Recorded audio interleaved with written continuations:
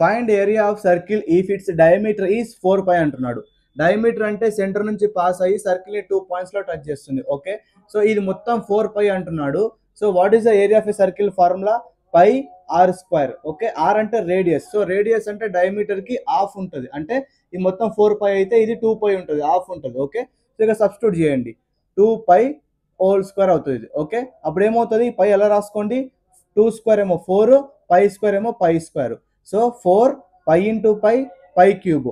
So option B is the right answer. ఇప్పుడు మీరు ఈ క్వశ్చన్ కి ఆన్సర్ కామెంట్ చేయండి. Pure mathematics zoom recordings life time access మళ్ళీ తీసుకురావడం జరిగింది. కేవలం 299 రూపీస్ కే 7 టాపిక్స్ ఫుల్లీ కాన్సెప్ట్ ఓరియంటెడ్ అయితే మేము క్లియర్ గా డిస్కస్ చేసాము.